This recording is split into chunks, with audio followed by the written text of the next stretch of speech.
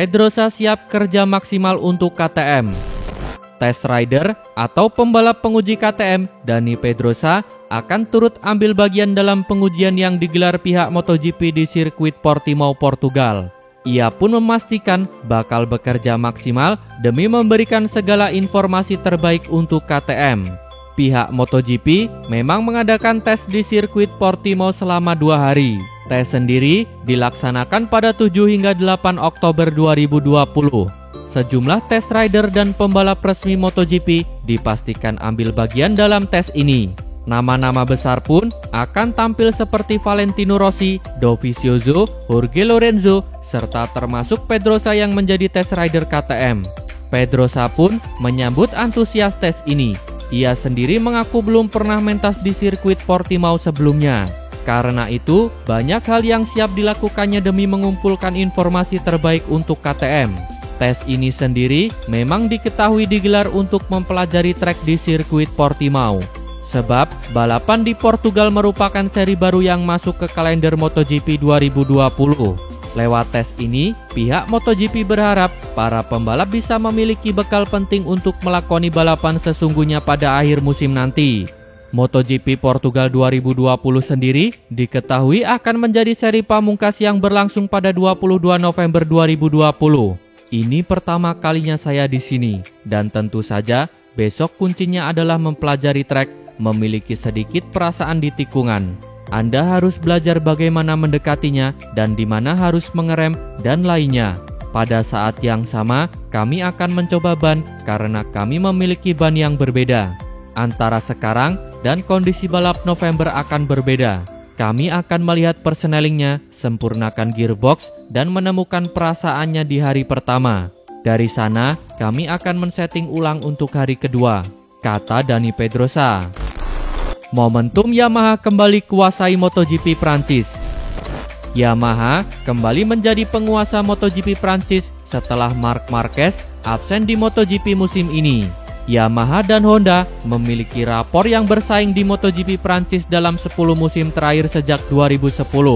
Kedua tim pabrikan asal Jepang itu sama-sama mengoleksi 5 kemenangan di Le Mans.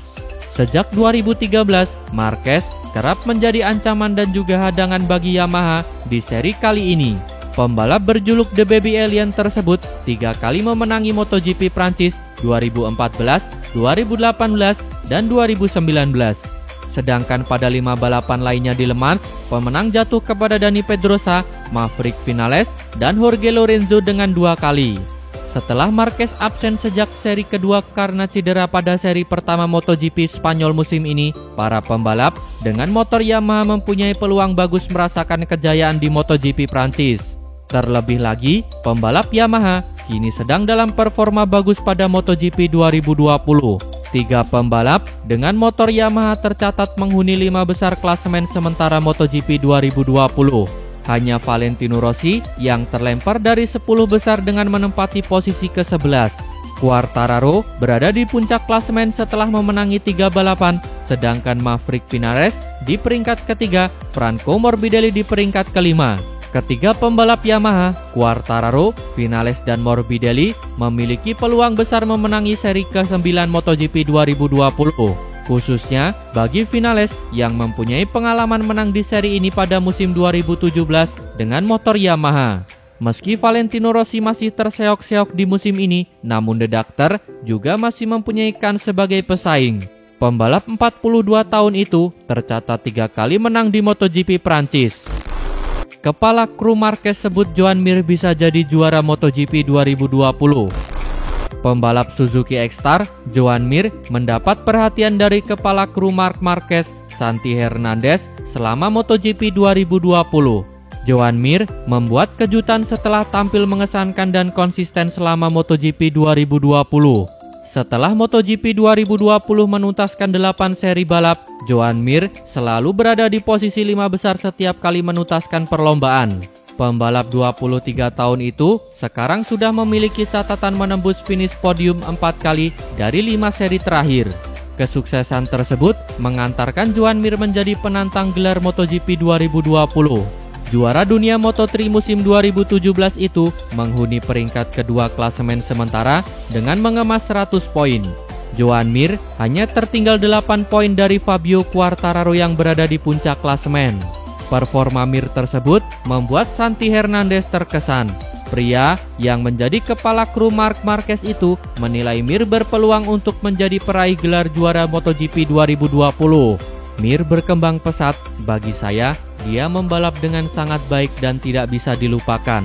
Dari sudut pandang saya, dia adalah kandidat besar untuk meraih gelar juara dunia meski dia belum pernah memenangi balapan, kata Santi Hernandez. Misi gila adik Marquez, perang rookie lawan Binder.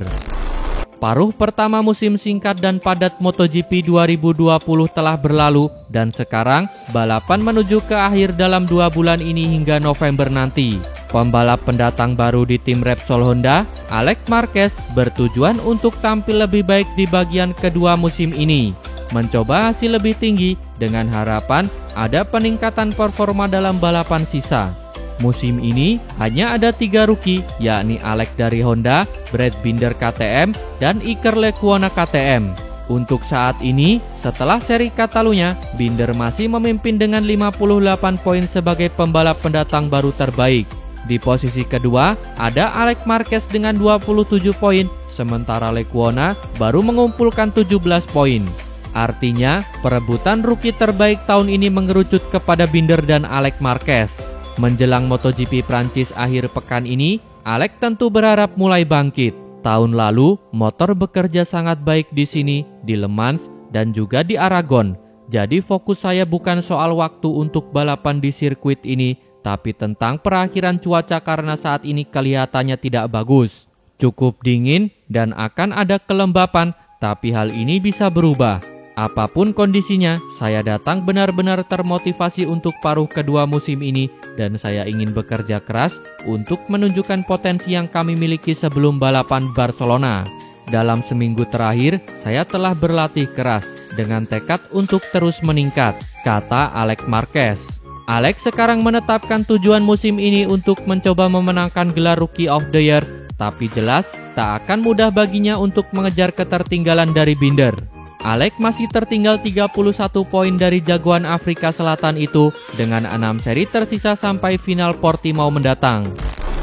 Kecelakaan di MotoGP Catalunya 2020 memalukan. Pembalap Monster Energi Yamaha, Valentino Rossi, menilai kecelakaannya di MotoGP Catalunya 2020 memalukan. Akibat kecelakaan, Rossi pun kehilangan kesempatan meraih podium ke-200 sepanjang karirnya di MotoGP.